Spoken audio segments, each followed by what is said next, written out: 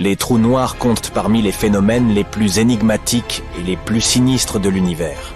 Ils peuvent engloutir des étoiles et des planètes entières, déformant l'étoffe même de l'espace et du temps.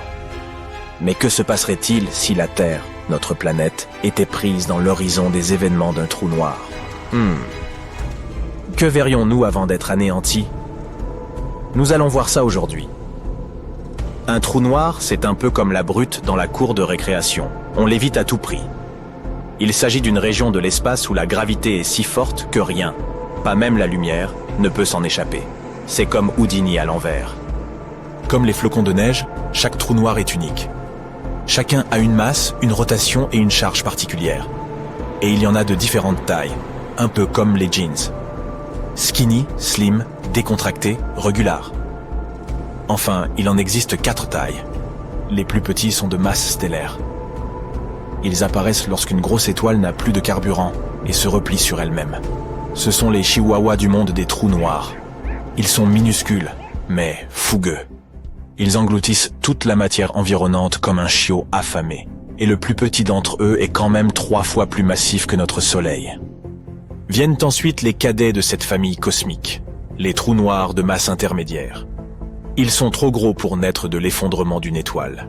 Les scientifiques pensent qu'ils ont pour origine la fusion de plusieurs trous noirs en un seul. Et même s'ils ne dominent pas les galaxies, ils peuvent tout de même engloutir quelques étoiles voisines. Tant mieux pour eux, hein? Mais sais-tu qui peut dominer une galaxie? Les énormes monstres de notre univers. Les trous noirs supermassifs. Ce sont des géants dont la masse varie entre des millions et des milliards de fois celle de notre Soleil. Ils jouent un rôle crucial dans la croissance et la formation de leur galaxie mère. Enfin, il y a les trous noirs ultramassifs. Crois-moi, impossible d'en imaginer la taille et la masse. Ces terreurs cosmiques sont extrêmement rares. Mais celles que nous connaissons peuvent dévorer des galaxies entières comme Pac-Man. Mais que se passe-t-il donc si l'on s'approche trop près d'un trou noir? Ou plutôt, que verrais-tu dans tes derniers instants? Eh bien, tout d'abord, tu atteindrais l'horizon des événements. C'est une sorte de point de non-retour. Une frontière invisible au bord d'un trou noir. C'est là que les choses commencent à devenir vraiment bizarres. Par exemple, le temps commence à ralentir. Pas pour toi, mais pour une personne qui t'observerait à distance. Si tu tombais dans un trou noir, tu ne t'en rendrais pas compte. Mais si tu regardais quelqu'un d'autre tomber, tu le verrais ralentir et finalement se figer, comme quand une vidéo se surpose. En t'approchant encore, tu commencerais à voir des choses assez stupéfiantes. Sous l'effet de la gravité, la lumière environnante se déformerait, comme dans un miroir de fête foraine. Tu verrais même un halo de lumière autour du trou noir, un anneau de photons, ou des jets de particules à haute énergie s'échappant de ses pôles. Il est possible de s'approcher très près d'un trou noir sans ressentir d'effet majeur. Ce n'est que lorsque tu franchis l'horizon des événements que tu ne peux plus revenir en arrière. Tu es cuit. Après avoir franchi cette limite, tu ne verras plus rien. Pour la personne qui t'observe de l'extérieur, c'est comme si tu avais soudainement disparu. Parallèlement, tu pourrais commencer à te sentir un peu étiré, un peu comme un spaghetti. En effet, la gravité est si forte qu'elle te tirera dans plusieurs directions à la fois. Il existe même un terme scientifique pour décrire ce phénomène, la spaghettification. Nous aborderons la linguinification dans une autre vidéo. Maintenant que tu es à l'intérieur d'un trou noir, tu vises la singularité. Il s'agit d'un foyer de densité infinie en son centre, où toute la matière est écrasée en un seul point. C'est comme si tu essayais de faire entrer un éléphant dans une boîte d'allumettes. Tout est écrasé jusqu'à ce que tout soit aussi petit que possible. Il est temps de dire au revoir, je suppose. Tout cela te semble effrayant? Voici un autre fait amusant. Les trous noirs ne sont pas rares du tout. En fait, il y en a un au centre de chaque galaxie, y compris dans notre Voie lactée. Cela signifie-t-il que nous finirons par y être aspirés? Et si c'est le cas, comment cela se passera-t-il exactement? Imaginons un trou noir s'approchant de notre système solaire. Au début, il ne s'agit que d'une petite tache au loin. Mais au fur et à mesure qu'il se rapproche, son attraction gravitationnelle commence à faire des ravages. Les planètes commencent à dévier de leur trajectoire, les astéroïdes sont projetés dans tous les sens et les comètes se brisent en 1000 morceaux. Mais les vrais soucis, aussi vrais que sont vrais les saucisses dans un restaurant allemand, vont bientôt arriver. Quoi ? Le trou noir atteindra inévitablement la Terre. Tout d'abord, l'atmosphère de notre planète se verra attirée vers le trou noir, ce qui déclenchera une énorme tempête. Des vagues gigantesques déferleront sur nos océans, l'eau elle-même étant déformée par la force gravitationnelle. Imagine un peu les océans dans cet état. Le champ magnétique terrestre est généré par le mouvement du fer en fusion dans le noyau de notre planète. Or, la force de marée extrême du trou noir perturbera ce mouvement, ce qui affaiblira et déformera le champ magnétique. Tout cela provoquera des tremblements de terre et des éruptions volcaniques de grande ampleur, et la croûte et le manteau de la planète seront déchirés. Nos infrastructures et nos technologies seront complètement détruites. Les bâtiments, les ponts et les routes anéantis. Bien. Appuyons sur le bouton pause. Plutôt terrifiant, n'est-ce pas? Non, mais ne t'inquiète pas. Tu ne verras rien de tout cela, car tu auras ressenti les effets du trou noir beaucoup plus tôt. Voici comment nous perdrions notre champ magnétique avant même que tout ne commence à s'effondrer. Cela signifie non seulement que le climat deviendrait invivable, mais aussi que nous serions exposés à des radiations extrêmes. Ces rayons gamma et la chaleur du trou noir modifieraient radicalement notre planète. Adieu, belle nature. Et nous ne serions pas seuls dans notre misère. Encore plus terrifiant que tu ne le pensais, pas vrai? En engloutissant l'ensemble du système solaire, cette bête dévorerait à peu près tout. L'un des effets immédiats serait la perturbation de l'orbite des astéroïdes, des comètes et de tous les autres corps célestes. Les planètes commenceraient à se déformer et à s'étirer, leur surface prenant l'aspect du métal en fusion. Le Soleil lui-même serait affecté, sa surface se déformant comme une vulgaire boule de pâte à modeler. Et oui, tout cela n'est pas bien réjouissant. Mais maintenant, respire et détends-toi, parce que rien de tout cela n'arrivera jamais. Cette chaîne s'appelle Sympa, tu te souviens? Tu as plus de chances de gagner un jour au loto que de voir la Terre emportée dans un trou noir. Le trou noir le plus proche de notre système solaire s'appelle Gaia BH1. Découvert par nos scientifiques en 2022, il se trouve dans notre galaxie, la Voie lactée, à environ 1600 années-lumière de la Terre. Gaia BH1 a une masse environ 10 fois supérieure à celle de notre Soleil, ce qui en fait un trou noir de masse stellaire. Il n'est pas très intéressant en soi, mais sa découverte nous a permis d'obtenir des informations précieuses sur le comportement de ces monstres cosmiques. Mais, comme je l'ai dit, il se trouve à plus de 1000 années-lumière de nous. Il se déplace très lentement et ne s'approchera jamais assez pour représenter un danger. Mais n'as-tu pas dit qu'il y avait un trou noir au centre de la Voie lactée? Cela ne signifie-t-il pas qu'il aspirera un jour toute notre galaxie? Te demandes-tu peut-être? Ne te fais pas de soucis. La réponse est non. Celui qui se trouve au centre de notre galaxie s'appelle Sagittarius à étoiles. Tu te souviens de cette photo floue qui a fait le tour de l'Internet il y a quelques années?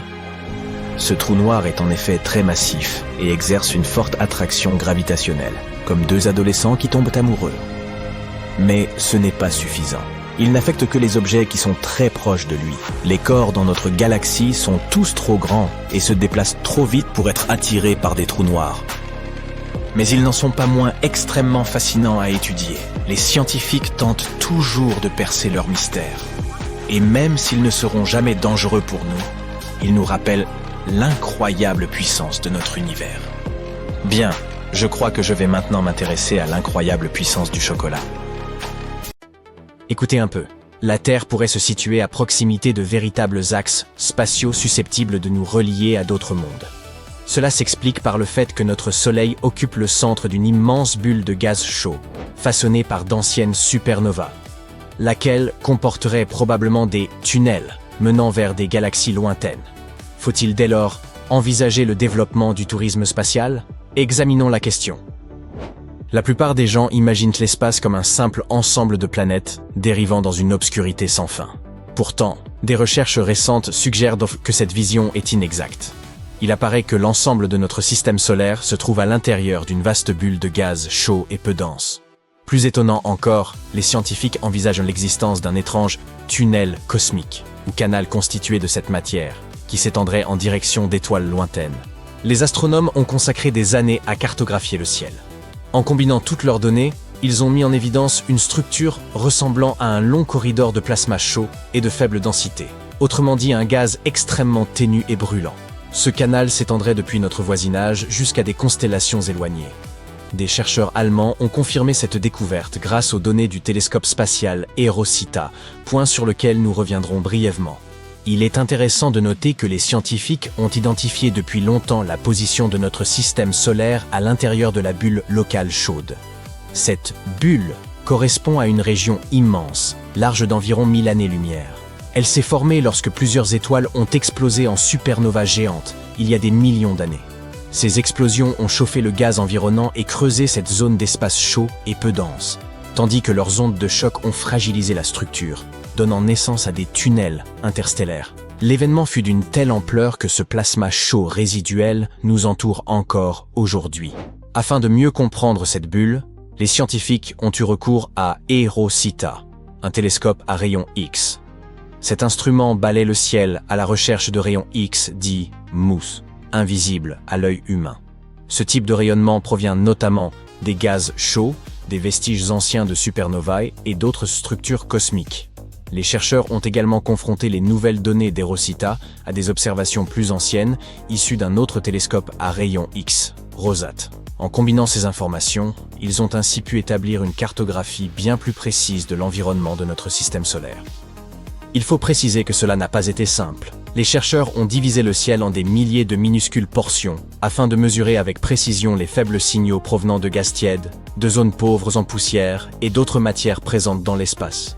Cet effort a fini par porter ses fruits. Après avoir tout analysé, ils ont réussi à identifier la faible lueur du plasma chaud qui nous entoure. Cela démontre que nous ne traversons pas un vide absolu, mais que nous sommes à l'intérieur d'une vaste bulle laissée par des étoiles éteintes.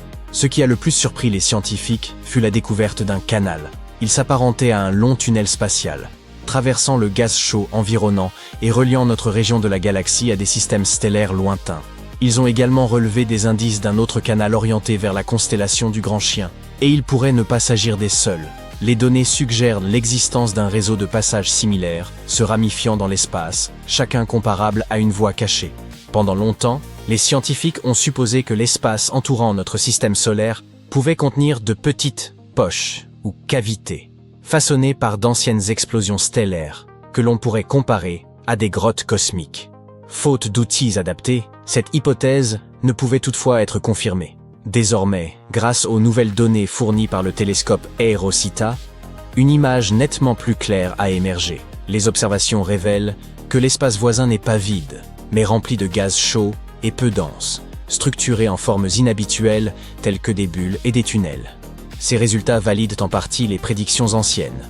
Nous vivons au sein d'une vaste bulle de gaz chaud, reliée à d'autres bulles par de longs canaux de faible densité. L'étude montre également que la pression interne de cette bulle est inférieure aux attentes, ce qui suggère qu'elle n'est peut-être pas entièrement fermée et qu'elle pourrait s'ouvrir en certains points, laissant le gaz chaud s'écouler vers d'autres régions de l'espace. En résumé, cette bulle chaude est loin d'être simple. Certaines de ses parties pourraient constituer des voies ouvertes, tandis que d'autres paraissent obstruées. Y évoluer revient un peu à traverser une forêt. Certaines zones offrent des sentiers dégagés, d'autres sont encombrées d'arbres. Et même si les astronomes ont cartographié de larges portions de la bulle et identifié ces canaux étranges, de nombreux aspects leur échappent encore. Certains passages semblent formés d'un enchaînement de poches vides reliées entre elles, tandis que d'autres paraissent totalement fermés. Pour en saisir l'ensemble, il faudra disposer d'outils plus performants et de davantage de données. Avec des télescopes à rayons X plus puissants, des relevés du ciel plus profonds et de meilleurs modèles informatiques, nous finirons par comprendre la nature et la structure de la bulle dans laquelle nous vivons. Il deviendra alors possible d'établir une sorte de carte de ces canaux dissimulés et d'apprendre comment ils influencent des phénomènes tels que les rayons cosmiques, la poussière et le vent solaire. En parlant de télescope, il est impossible de ne pas évoquer celui qui a permis d'établir l'existence même de la bulle qui nous entoure. Les scientifiques cherchaient depuis longtemps à expliquer une faible lueur de rayons X de basse énergie semblant couvrir tout le ciel, sans en connaître l'origine. Puis la mission DXL, soutenue par la NASA, a finalement levé le mystère. Les chercheurs ont utilisé d'anciens détecteurs éprouvés qui avaient volé pour la première fois sur une fusée dans les années 1970. Grâce à ces instruments, ils ont confirmé que l'essentiel de cette lueur provenait d'une vaste région de gaz surchauffée autour de nous, baptisée bulle locale chaude. Dans les années 1990, une autre mission à rayon X, appelée Rosat, a produit des cartes assez détaillées du ciel. Elle a alors mis en évidence un fait surprenant. Les comètes émettaient elles aussi des rayons X mous. Les chercheurs ont ensuite compris que cela se produisait lorsque le vent solaire, des particules rapides issues du Soleil, entrait en collision avec des atomes neutres. Ce phénomène, nommé échange de charges, peut survenir presque partout dans l'espace.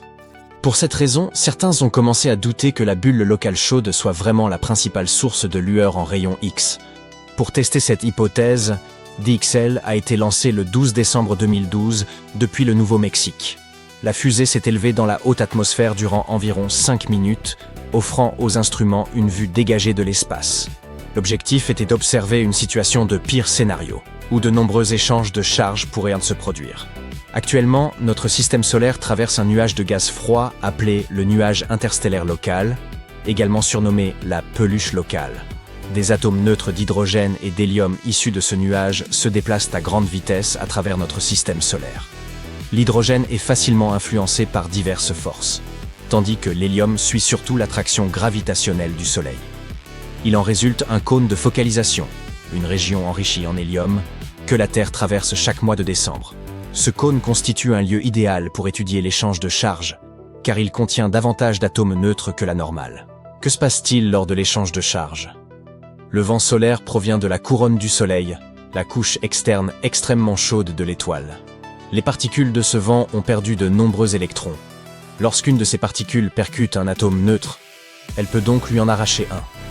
Cet électron émet alors brièvement un rayon X mou, ce qui crée la lueur observée. À des fins de comparaison, les chercheurs ont aussi analysé d'anciennes données de Rosat datant de 1990, recueillies dans une direction éloignée du cône d'hélium, où l'échange de charges devait être faible. En combinant l'ensemble des résultats, ils ont établi qu'environ 40% seulement des rayons X mous provenaient de l'intérieur de notre système solaire, tandis que le reste, soit la majorité, émanait de la bulle locale chaude. Cela confirme que l'immense nuage de gaz chaud qui nous entoure constitue bien la principale source de la lueur en rayon X. Mais revenons à la découverte du tunnel spatial intergalactique. Elle nous rappelle utilement que l'espace peut paraître calme et vide lorsque vous le contemplez, alors que ce n'est pas le cas. L'environnement spatial qui nous entoure contient en réalité de la poussière, du plasma, des radiations, des champs magnétiques et d'étranges tunnels. Tous ces éléments se mêlent et tourbillonnent ensemble, rendant l'espace bien plus complexe qu'un simple vide. De nos jours, il vaut mieux prendre l'avion si l'on veut se rendre de New York à Londres. Mais saviez-vous qu'il fut un temps où ces deux villes se trouvaient sur le même continent ? L'explication est un peu plus compliquée. Tout d'abord, ces deux villes n'existaient pas à l'époque. Mais les plaques tectoniques sur lesquelles elles se trouvent aujourd'hui étaient beaucoup plus proches. Il y a près de 200 millions d'années, tous les continents de notre planète se sont réunis pour former un grand supercontinent. Cet énorme morceau de terre était entouré d'un seul océan. Nous appelons aujourd'hui cet immense continent la Pangée. Certaines parties de ce continent se sont séparées et se sont éloignées, et c'est ainsi que nos cartes sont arrivées à leur configuration actuelle. Il existe même une expérience intéressante que vous pouvez réaliser pour tester cette théorie. Trouvez une carte en ligne et imprimez-la sur une feuille de papier. Il vous suffit ensuite de découper tous les continents. Lorsque vous commencerez à jouer avec eux, vous remarquerez rapidement qu'ils semblent s'emboîter les uns dans les autres, comme les pièces d'un puzzle. La chose la plus frappante que vous verrez est probablement la façon dont l'Amérique du Sud s'emboîte parfaitement dans l'Afrique. Ce qui est encore plus fascinant, c'est que ce n'est pas la première fois dans l'histoire de notre planète que des supercontinents se forment, puis se désagrègent. Les scientifiques ont découvert que cela s'est déjà produit au moins 3 fois. Et si l'on considère l'âge de notre planète, 4,5 milliards d'années, les 200 millions d'années qui viennent de s'écouler sont à peine un battement de cils. Comment les scientifiques ont-ils compris que les continents se déplaçaient ? Outre l'aspect actuel des continents, ils ont également trouvé des roches identiques à différents endroits de la planète. Elles semblent s'être formées à partir des mêmes minéraux et dans les mêmes conditions météorologiques. D'autres indices? Les dinosaures. Des fossiles de la même espèce ont été découverts en Amérique du Sud et en Afrique. Ce dinosaure particulier, le Mésosaurus, aurait vécu sur notre planète bien avant que les continents ne se séparent. Il est difficile d'imaginer ce qu'a pu être la vie sur Terre avec un seul continent. Tout d'abord, le climat devait être très différent. En effet, la partie médiane de la Terre était probablement très sèche et ne disposait que de peu ou d'aucune source d'eau. De plus, elle était probablement cachée derrière de nombreuses chaînes de montagnes. Celle-ci aurait également constitué une barrière contre l'humidité et les précipitations. Cependant, les géologues ont également étudié des gisements de charbon aux États-Unis et en Europe. Ceux-ci semblent montrer qu'au moins une partie de l'ancien supercontinent, qui était proche de l'équateur, devait être une incroyable forêt tropicale, tout comme celle que l'on trouve aujourd'hui en Amazonie. Le charbon apparaît lorsque des restes de plantes et d'animaux se trouvent pris dans des eaux marécageuses. Si l'eau exerce une pression suffisante, la substance se transforme d'abord en tourbe, puis en charbon. Notre planète a existé dans cette configuration continentale pendant plus de 100 millions d'années. Et pendant cette période, il y avait déjà beaucoup de vie sur Terre. C'était l'époque idéale pour être un insecte. Des animaux comme les coléoptères et les libellules ont prospéré. À la même époque, la Terre était parcourue par le prédécesseur de tous les mammifères, le synapside. La vie au sein de la Pangée a été durement éprouvée au cours d'une période ultérieure. On pense qu'une comète ou un astéroïde a atterri sur la surface de la Terre il y a environ 251 millions d'années. La théorie de l'astéroïde ou de la comète semble assez bien étayée, car 90% des animaux marins et 70% des créatures terrestres ont disparu d'un seul coup. La comète n'est peut-être pas la seule cause de cette extinction massive. À la même époque, il y a eu une importante activité volcanique dans le nord de l'Asie, qui a également pu perturber la vie sur Terre.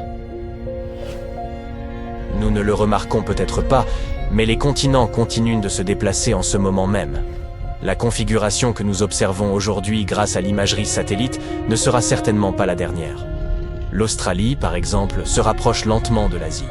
Mais la preuve la plus importante que nos continents continuent de se déplacer est la partie orientale de l'Afrique.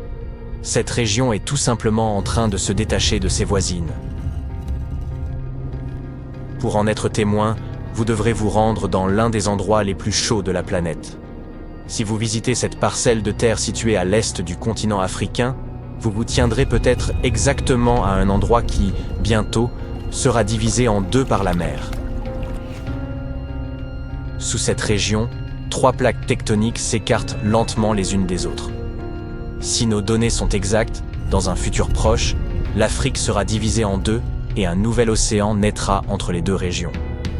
Pour confirmer cette théorie, les scientifiques étudient de près, depuis des années, une fissure de 56 km de long dans le désert éthiopien. On estime qu'il faudra entre 5 et 10 millions d'années pour que ce nouvel océan se forme. La croûte de notre planète étant constituée de multiples plaques tectoniques en perpétuel mouvement, c'est l'endroit idéal pour étudier ce processus. Ces plaques sont toutes de forme irrégulière et elles s'entrechoquent, glissent les unes sous les autres, ou se superposent. Les 3 plaques tectoniques que l'on trouve sous ce désert se déplacent également à des vitesses variées. L'une d'entre elles, la plaque arabique, s'éloigne de l'Afrique à une vitesse d'environ 2,5 cm par an. Les 2 autres plaques se déplacent un peu plus lentement, entre 1,25 cm et 5 mm par an. De plus, ces déplacements entraînent la remontée de matériaux provenant des profondeurs de la Terre et la formation d'une croûte océanique. Tous ces mouvements nous amènent à nous demander comment et quand se formera le prochain supercontinent. Jusqu'à présent, les scientifiques ont proposé plusieurs configurations possibles, chacune portant son propre nom, la nouvelle Pangée, la Pangée prochaine ou l'Amazie. Mais ces prédictions varient encore, car nous ne savons pas exactement comment et pourquoi les continents se déplacent réellement au fil du temps. Nous avons un indice dans la manière dont la Pangée originale s'est divisée. Quoi qu'il en soit, il faudra entre 15 et 100 millions d'années pour voir apparaître le prochain supercontinent. La nouvelle Pangée, c'est l'hypothèse de la continuation des mouvements actuels. Dans ce scénario, l'océan Atlantique continue de s'étendre et le Pacifique se rétrécit. Les deux continents américains se réunissent d'abord vers le nord. L'Afrique, l'Europe et l'Asie se regroupent eux aussi, puis une immense et unique masse continentale se forme. Un autre scénario possible est la Pangée prochaine. Dans ce cas, l'Atlantique ralentit son expansion et devient une masse d'eau enclavée. L'Amérique du Nord, l'Afrique, l'Asie et l'Europe forment des parcelles de terre plus ou moins parallèles et complètement cousues les unes aux autres. En dessous, l'Amérique du Sud, l'Antarctique et l'Australie complètent le cercle qui entoure l'Atlantique Nord. Un vaste océan Pacifique finit par entourer l'ensemble des terres. L'Amazie est un scénario un peu difficile à comprendre et à étudier à l'heure actuelle. Comme plusieurs plaques tectoniques semblent se déplacer vers le nord, il est possible que tous les continents, à l'exception de l'Antarctique, glissent complètement vers le pôle Nord. Le climat serait alors très différent et beaucoup plus froid. Dans ce scénario, le Pacifique et l'Atlantique resteraient des étendues d'eau libre. Les scientifiques pensent que cette possibilité est réelle en raison de certaines anomalies causées par la Pangée originale, dans les profondeurs de la Terre, dans la partie qu'on appelle le manteau.